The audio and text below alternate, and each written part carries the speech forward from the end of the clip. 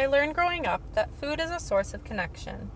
Whether it's at the dining table around a meal or at a garden co-op harvesting fruits and vegetables, people gather together over food. This recipe is one that my family has gathered over for often as I've grown up.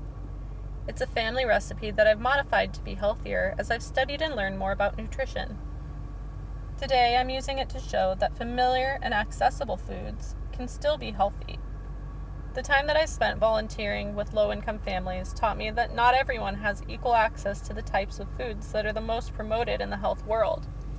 There's an increasing trend in American culture towards superfoods and fad diets. We're obsessed with healthy lifestyles, which isn't necessarily a bad thing. But there's an underlying message that if you're not eating superfoods or following the newest diet trend, you're not dedicated enough to your health. We love quinoa and kale and acai so much we've forgotten about rice, spinach, and oranges, and we've forgotten that for many Americans, that latter group of foods is much more affordable and accessible. And there's yet another group of people who can barely even access that. It isn't that they aren't trying. They simply don't have access to healthy options or nutrition education to make healthier choices. What I do in writing a recipe for my blog is try to use common, accessible, but still healthy ingredients in creative ways. Here I've used olive oil and whole wheat flour for my sauce instead of the bacon drippings and white flour my Nana would use. Olive oil is a much more heart-healthy fat than lard, and it doesn't have the sodium or preservatives from bacon. Most of the flavor in this sauce comes from the chilies and spices in this recipe. Very little salt is actually needed.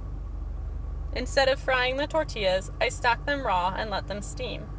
This saves time and money by conserving oil and reduces the amount of total fat in the recipe.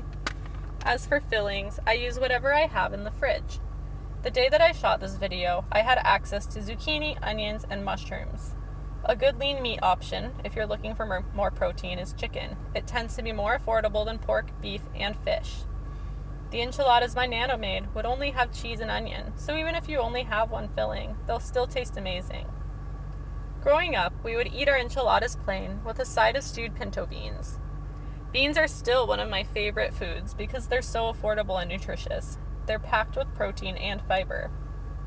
If I have them available, I do like to put tomatoes and lettuce on my enchiladas. The best part about this recipe is that it is so customizable. I hope that I've inspired you to look at food in a new way and to see that a few simple changes can make a big difference in your health.